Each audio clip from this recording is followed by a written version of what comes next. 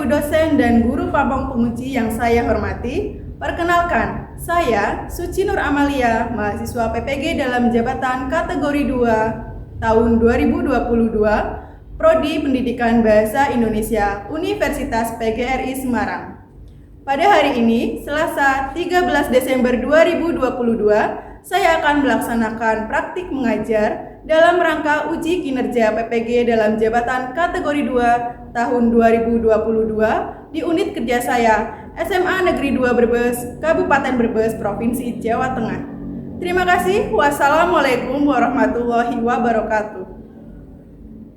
Assalamualaikum warahmatullahi wabarakatuh. Waalaikumsalam warahmatullahi wabarakatuh. Selamat pagi. Pagi, semangat berjaya. Artinya kurang semangat ya. Ulang lagi. Selamat pagi. Pagi, semangat berjaya. Bagus. Selamat pagi dan semangat lagi untuk kita semua ya. Sebelum kita mulai, marilah kita berdoa supaya kegiatan pembelajaran hari ini berlangsung lancar dan diberkati. Silakan ketua kelas memimpin doa dulu. Siap, gerak. Doa mulai.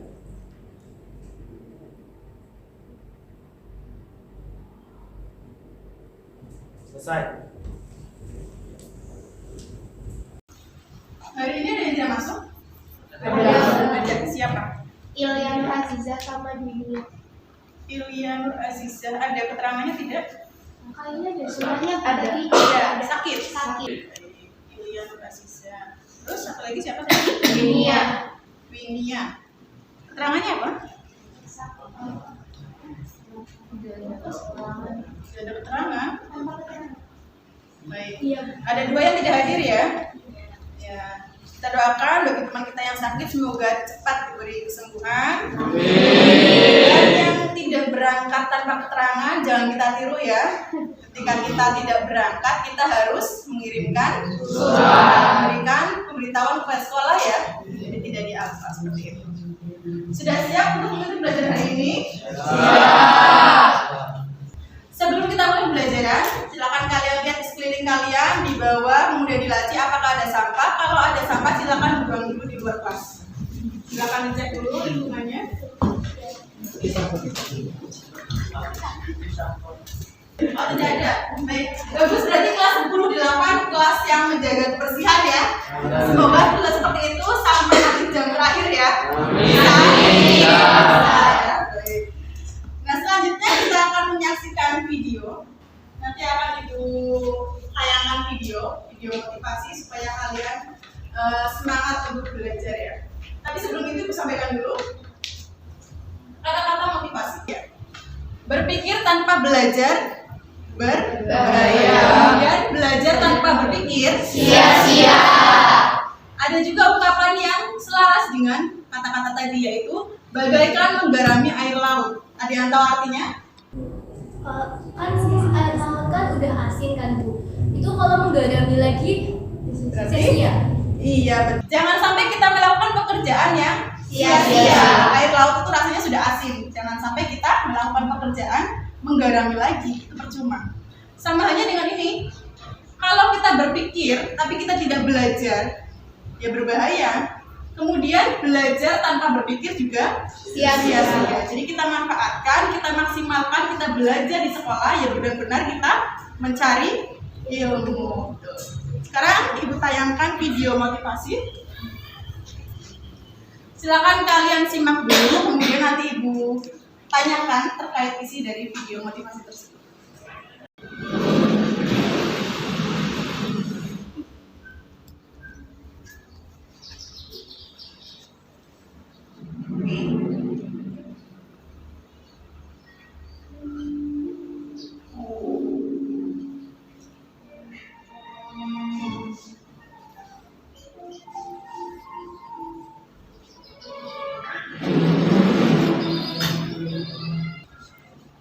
Sudah selesai. Siapa yang bisa mengungkapkan isi dari video tadi? Jangan pernah takut untuk mencoba. Jangan pernah takut untuk mencoba. Baik, bagus. Ada ombak datang, dia tidak usah takut, tidak usah gentar. Ketika ombak datang, dia langsung cari kerang yang ada isinya. Gitu. Jadi cara dia makan ya seperti itu. Seandainya dia takut terus menerus, tidak akan bisa mendapatkan makanan. Betul seperti itu. Dan mengapa struktur teks perlu untuk kita pelajari? Siapa yang bisa menjawab? Ya, silakan Mas Junfa. Supaya teksnya tersusun secara runut. Supaya teksnya tersusun secara beruntun. Baik, struktur dalam suatu teks itu merupakan bagian yang paling penting.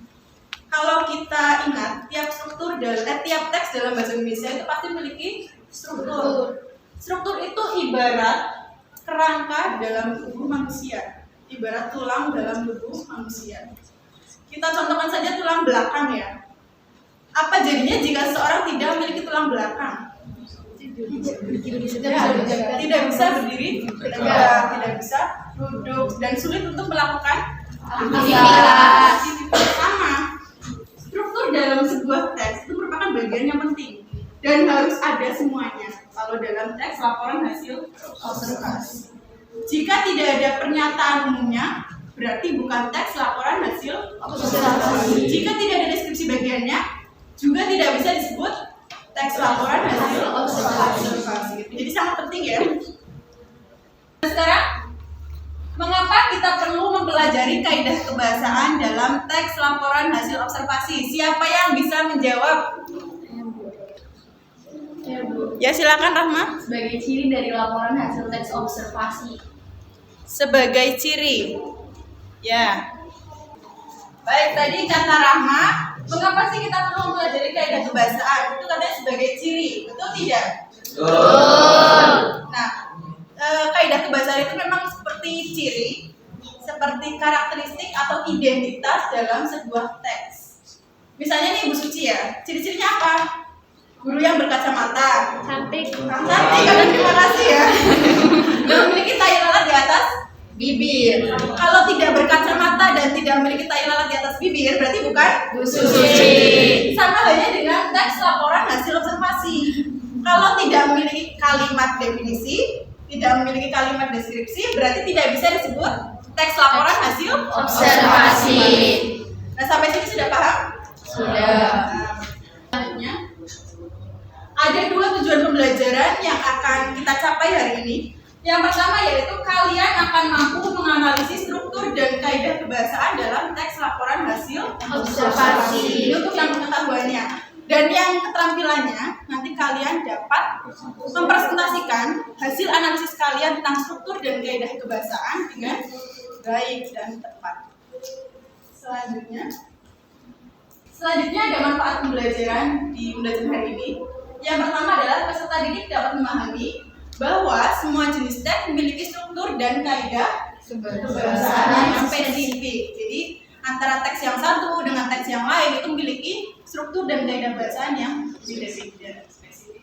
Kemudian yang kedua, kalian akan memahami bahwa pengetahuan struktur dan kebahasaan dalam teks laporan hasil observasi ini nanti menjadi bekal kalian dalam pertemuan yang akan datang, yaitu dalam menyusun teks laporan hasil Observasi. Nah, di sini juga ada materi yang akan kita pelajari. Tadi sudah Ibu singgung sedikit ya.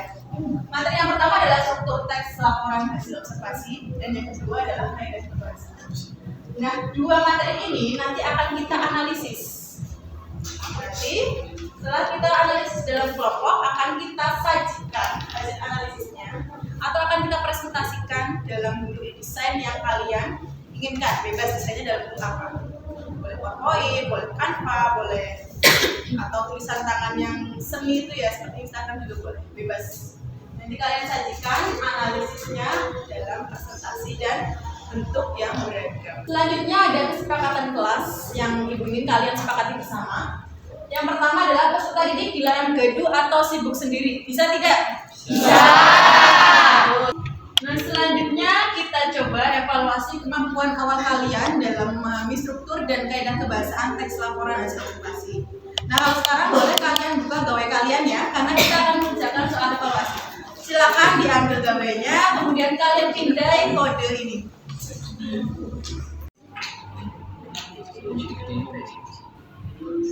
Tapi baru saja. Nah,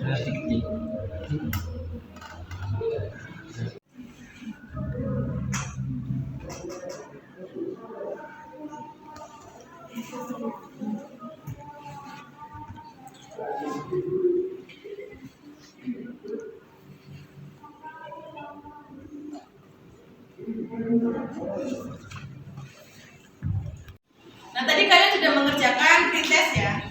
Ternyata hasil rata-ratanya adalah 55,8. Itu berarti masih kurang ya. Nanti ketika kita belajar bersama, tolong kalian maksimalkan pemahaman kalian terhadap materi hari ini untuk evaluasi akhir nanti. Semoga hasilnya bisa lebih baik. Ya, setelah kita tadi melaksanakan pretest atau evaluasi awal, kita mulai masuk ke materi ya. Tadi sudah kita bahas bersama bahwa struktur teks laporan hasil observasi itu ada tiga ya, ada pernyataan umum, kemudian Deskripsi bagian dan deskripsi manfaat. ini tidak usah dijelaskan kembali ya, karena tadi kalian sudah bisa memahami. Selanjutnya, kaidah kebahasaan dalam teks laporan hasil observasi juga ada Tiga. kalimat Definisi, kalimat deskripsi, dan lagi. Nah, ini adalah contoh analisis struktur dan kaidah kebahasaan dalam teks laporan hasil observasi. Kalian sudah pernah membaca teks ini ya? Dalam Anggrek? Sudah ya? Sudah. Kemudian teks yang berjudul penang-penang? Sudah. Nah, di sini sudah Ibu berikan contoh analisis. Jadi ketika kita menganalisis struktur, kita sebutkan paragrafnya berapa saja. Seperti yang ada dalam teks ini, penang-penang. Emang teks yang dalam Anggrek. Mengapa yang paragraf pertama ini termasuk pernyataan umum? Siapa yang bisa? Ya, Dalam paragraf pertama mengandung kalimat definisi. mengandung kalimat definisi. Cirinya apa? Ada kata adalah. Adalah, betul sekali. Selain kata adalah, kata apa lagi? Yaitu merupakan. Merupakan, ialah juga bisa ya. Kemudian yang deskripsi bagian. Nanti juga kalian jelaskan mengapa ini termasuk deskripsi bagian. Untuk informasi yang lebih jelasnya ada dalam LKPD yang nanti dibagikan ya. Nah, dalam LKPD ini nanti juga sudah Ibu sertakan ini kode QR. Ini bisa kalian scan, bisa kalian indai untuk menuju ke flipbook atau bahan ajar yang elektronik. Jadi contoh yang tadi Ibu tayangkan ini ada dalam flipbook itu. Silakan nanti kalian scan ini ya. Jadi kalian buka di gawai kalian supaya lebih jelas. Kemudian ini flipbooknya. Silakan bisa kalian scan. Bentuknya itu seperti ini.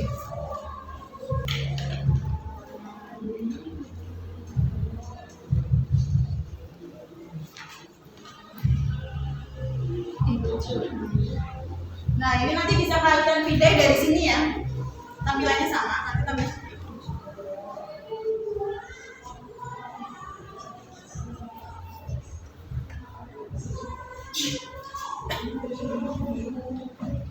Nah, ini kan yang tadi ya. Ini bisa lebih jelas. Nanti bisa kalian pindah dari LKPD. Itulah tadi materi struktur dan kaidah kebahasaan yang kita pelajari hari ini. Apakah ada pertanyaan sebelum kita diskusi kelompok? Ada pertanyaan? Ada pertanyaan tidak? Sepertinya kurang semangat ya. Akan Ibu adakan speaking supaya kalian lebih semangat. Siap? Siap. Tapi bukannya tepuk-tepuk seperti biasanya. Ini latihan konsentrasi. Karena Ibu lihat kalian ngantuk sepertinya. Nah, permainannya ini adalah tentang gajah dan semut. Ada yang tahu? Jadi kita benar-benar latihan konsentrasi ya. Kalian tahu gajah itu ukurannya besar atau kecil? Besar. Kalau semut? Kecil. Tapi kita nanti kebalikannya. Ketika Ibu menunjuk kalian untuk menyebutkan gajah, kalian sebutkan besar, tapi tangan kalian seperti ini. Besar. Semut kecil. Bisa? Paham tidak? Jadi kalian menyebutkan keadaannya sebenarnya, tetapi gerakan tangan kalian merupakan antonim atau lawannya. Latihan ya? Kalau yang gagal berarti tidak fokus. Semuanya berdiri ya. Semuanya berdiri. Kita lakukan dulu atau pendinginan. Setelah kita tadi sudah memikirkan berbagai materi ya, kita coba dinginkan otak kita. Cukup pembelajaran saja yang ada pendinginan, hati kalian jangan ya. Kalau dingin hati tidak. Dingin hati berarti tidak punya perasaan ya, atau tidak punya perasaan, jadi cuek sekali. Jangan ya. Nah, sekarang kita coba yang ice breaking gajah dan semut. Kita bersama-sama melakukan ice breaking gajah dan semut ya. Nanti ketika ada yang salah juga pasti akan terlihat. Ya, kita fokus ya. Gajah, semut, semut. Kecil.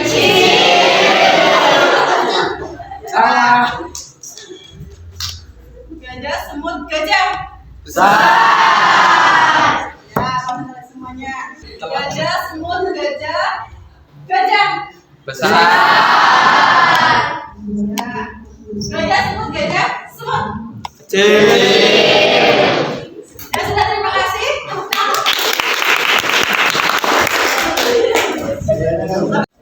Nah, ini adalah kita mulai pada kegiatan intinya. Jadi nanti kalian berkelompok, bentuk kelompok sejumlah 6 kelompok dengan anggota masing-masing 5 sampai 6 orang. Dan nanti ini adalah nama-nama kelompoknya. Yang pertama adalah Haim Anwar, kedua W.S. Rendra, ketiga Sapardi, dan seterusnya. Kalian tahu siapakah tokoh-tokoh ini? Tidak. Puisi apa ya berarti? Penyair ya. Iya. Tokoh-tokoh yang menghasilkan puisi-puisi terkenal. Nah, sambil kita mengenal tokoh-tokoh ini, jadi kita jadikan nama-nama kelompok. Kemudian nama-nama anggotanya bagaimana ya? Penentuan anggotanya kita hitung ya secara acak. Jadi nanti penentuan kelompoknya secara acak tidak bisa kalian pilih sendiri. Setuju? Setuju. Sekarang kita berhitung 1 sampai 6 ya. Dan kita mulai berhitung dari depan. 1, 2, 3, 4, 5, 6, 1, 2, 3, 4, 5, 6, 1, 2, 3, 4, 5, 6. Sekarang kalian berkelompok dengan kelompok masing-masing. Di sini sudah ada nama kelompok dan nama kelompoknya ya. Nanti ketika presentasi, kelompok yang maju wajib menyebutkan judul puisi dari tokoh ini dulu. Jadi kalian cari 2 judul puisi dari tokoh yang kalian jadikan nama kelompok ini. Ya, hanya cari 2 judul puisinya. Jadi kalian bisa mengenal penyair-penyair Indonesia. Kelompok 1 posisinya di sini.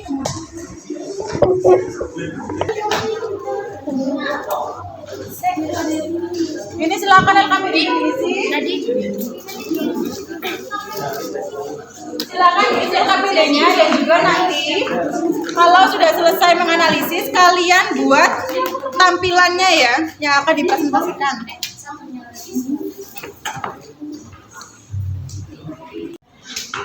Nah, ada yang mengisi identitas ya?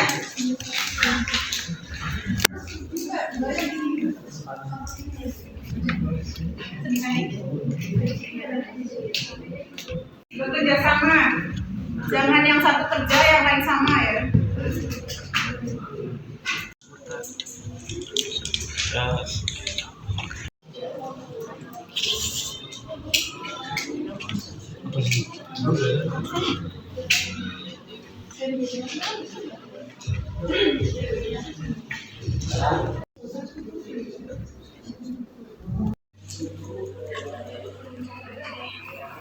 Ada kesulitan tidak? Ya. Iya, cuma jadi 2 judul saja. Kalian mengenal itu. Untuk tugasnya bagaimana? Dan dikerjakan. Yang di LKPD bisa dipahami? Bisa. Kan ya? Ya.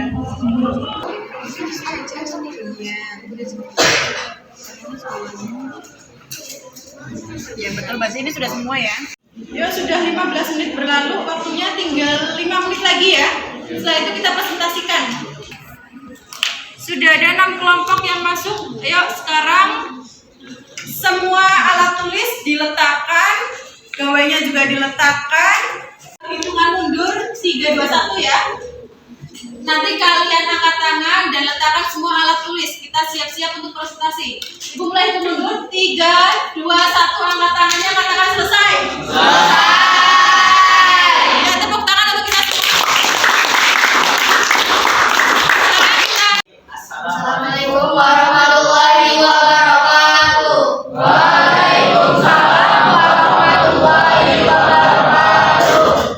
Di sini kami akan mempresentasikan hasil diskusi kelompok kami terkait teks laporan hasil observasi. Untuk perkenalkan, nama saya Pak Asyik Rahman, absen 14, dan dengan saya Jamal Mili. Perkenalkan, nama saya Muhammad Kursi dari absen 21. Perkenalkan, nama saya Yolanda Zara dari absen 33. Perkenalkan, nama saya Budi Putrina dari absen 6. Perkenalkan, nama saya Nabila Palagiba dari absen 23. Silakan jelaskan desain yang ada di sini.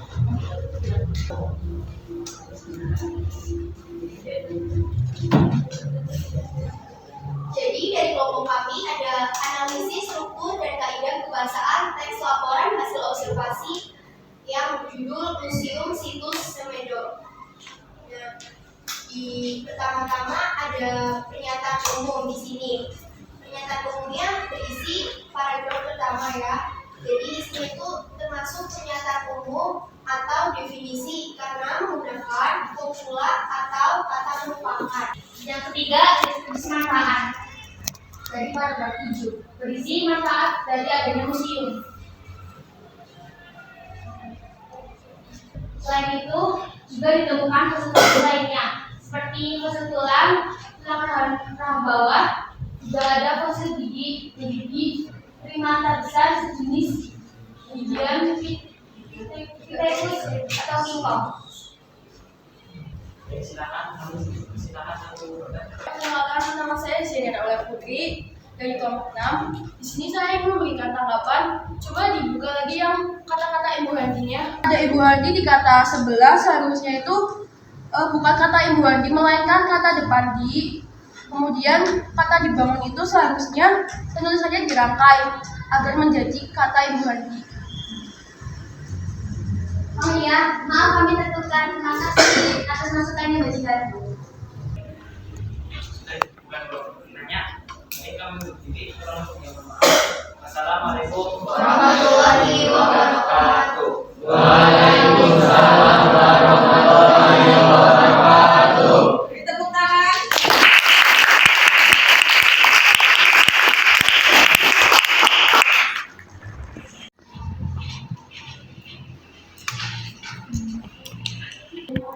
Baik, kami awali. Assalamualaikum warahmatullahi wabarakatuh. Waalaikumsalam warahmatullahi wabarakatuh. Kami dari kelompok 2 yaitu WS Rendra ini mempresentasikan hasil laporan observasi mengenai Museum Situs Semedo. Sebelum itu, istri kami memperkenalkan diri terlebih dahulu. Perkenalkan, nama saya Sumpah Ramadhani dari absen 30 dan bagaimana saya?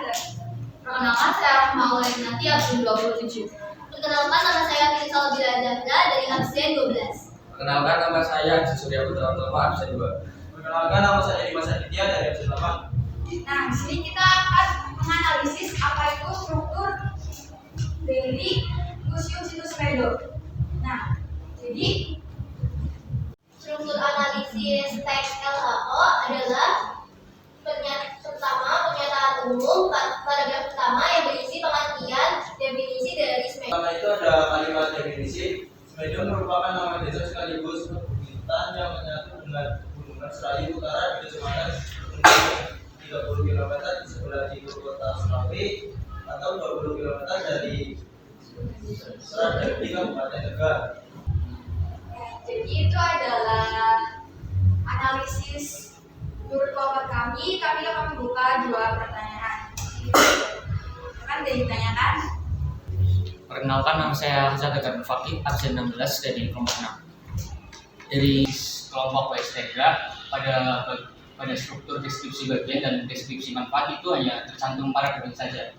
Pertanyaannya adalah apakah bisa dijelaskan mengapa apakah paragraf tersebut termasuk dalam deskripsi bagian dan deskripsi manfaat?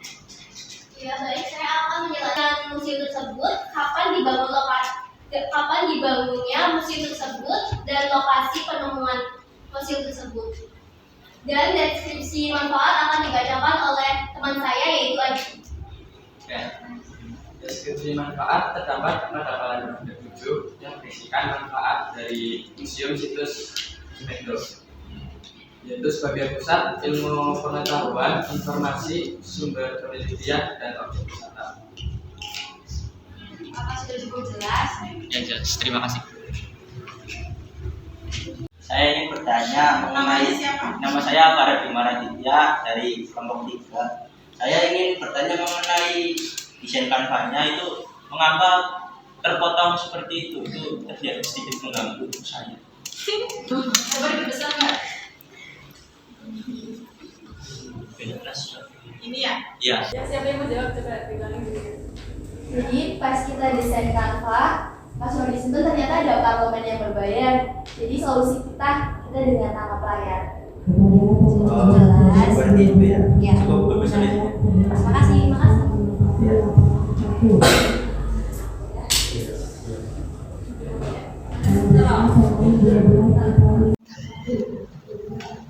Jadi sekian dari kelompok kami mengenai struktur analisis museum situs Semedo. Kurang lebihnya mohon maaf. Wassalamualaikum warahmatullahi wabarakatuh. Waalaikumsalam warahmatullahi wabarakatuh.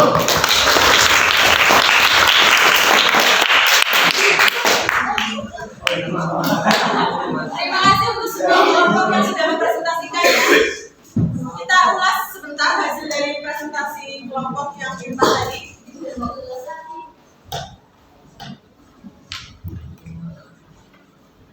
Tadi yang kelompok 1 ini ya. Tadi ini kekurangannya adalah pada ini penulisan yang imbuhan di ya. Di sebelah apakah itu benar imbuhan di? Salah, seharusnya kata depan ya. Kemudian dibangun apakah betul ini imbuhan di?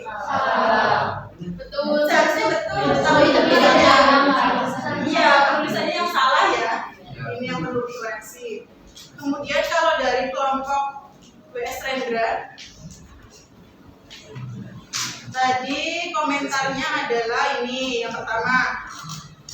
Ini hanya menuliskan paragrafnya saja ya, tanpa penjelasan. Seharusnya diberikan sedikit penjelasan supaya kalian mampu mempresentasikannya dengan baik. Kemudian komentarnya lagi ada pada tampilan desainnya. Ini ya.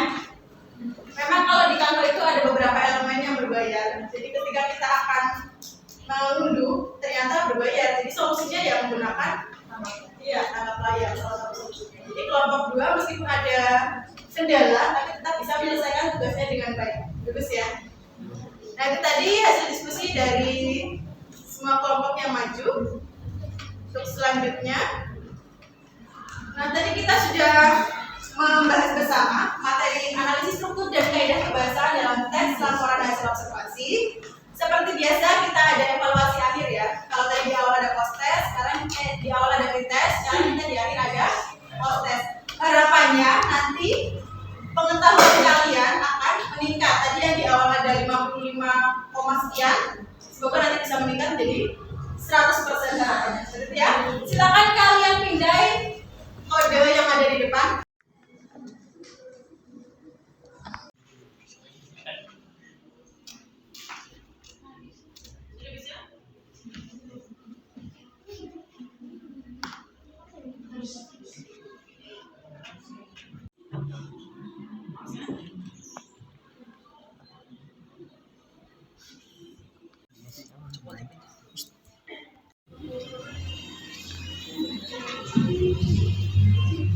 Kok aku nggak bisa mindah ya, Bu? Nanti sudah selesai.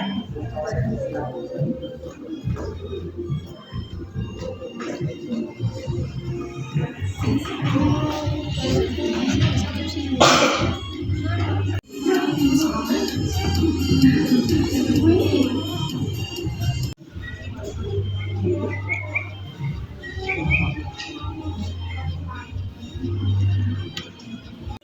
sementara 2, 3 segera menyusul temannya yang ada di sini ya. Sudah selesai nih. Ayo segera menyusul. Sategar, Sukma, Harum, Sela, Melida sudah selesai, Gampang, Evandra. Ini siapa ini yang masih di selalu pertama? Naswa, Fitri, Arina.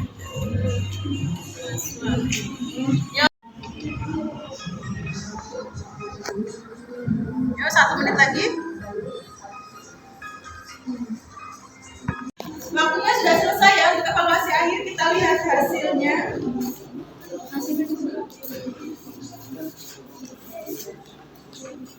Peringkat yang pertama itu ada Hansa Tegar, kemudian yang kedua Sukma, Harum, Sela, Melinda, Dapa, Evandra. Yaspi ganteng ya ini ya. Yang 10 besarnya.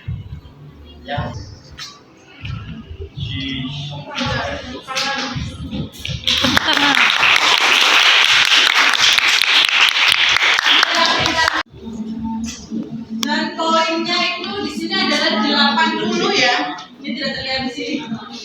Jadi pencapaian kalian sudah lebih dari bagus dibandingkan yang pretest di awal, gitu ya. Jadi pemahaman kalian hari ini sudah bagus.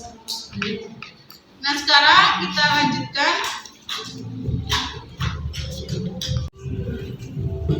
Ya, bersama-sama kita simpulkan belajar hari ini. Struktur teks laporan hasil observasi ada berapa? Yang pertama.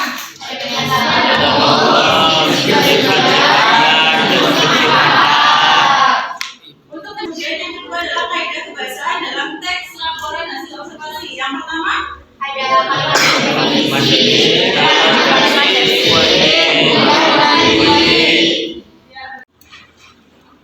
selanjutnya ini adalah refleksi. Di bagian belakang KPD kalian juga sudah ada, silakan kalian isi ya. Bagaimana pembelajaran hari ini?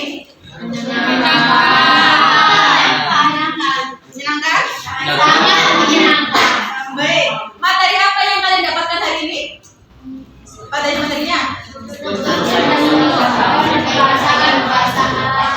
dan kaidah kebahasaan teks laporan hasil observasi. Adakah materi yang belum dipahami? Tidak ada? Bagus, berarti nanti kalian sudah siap untuk melanjutkan pertemuan yang akan datang ya. Materi yang kalian dapatkan hari ini merupakan bekal untuk pertemuan yang akan datang ketika kalian akan menulis teks laporan hasil observasi. Sebelum kita tutup, ada pertanyaan tidak? Tidak ada? Ya, kalau tidak ada, kita akhiri dulu belajar ini dengan berdoa ya. Sebagai rasa syukur kita karena sudah melaksanakan pembelajaran dengan lancar. Silakan evaluasi ini doa. Ya, bergerak.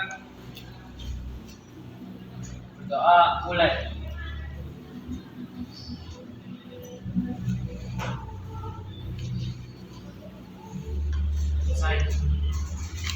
Nah, sekian pembelajaran untuk hari ini. Tapi sebelum diakhiri, ada pesan untuk kalian. Tolong kalian tetap semangat belajar dan tetap jaga kondisi badan ya. Karena sekarang cuacanya sedang tidak menentu. Nah, ini ada pesan, ada kata motivasi. Beri aku sesuatu yang sulit, aku akan belajar. Manusia tanpa pendidikan ibarat burung tanpa sayap. Nah, sekarang apa jadinya kalau burung tidak punya sayap? Tidak bisa terbang. Betul, burung tanpa sayap itu tidak bisa terbang. Sama halnya dengan manusia, sama halnya dengan kalian. Remaja tanpa pendidikan itu tidak bisa mengembangkan diri dan tidak bisa berprestasi. Jadi tolong kalian menuntut ilmu itu dengan sungguh-sungguh ya. Ya, Bu. Terima kasih untuk semangatnya yang luar biasa hari ini. Ibu akhiri pembelajaran hari ini. Terima kasih. Wassalamualaikum warahmatullahi wabarakatuh. Waalaikumsalam.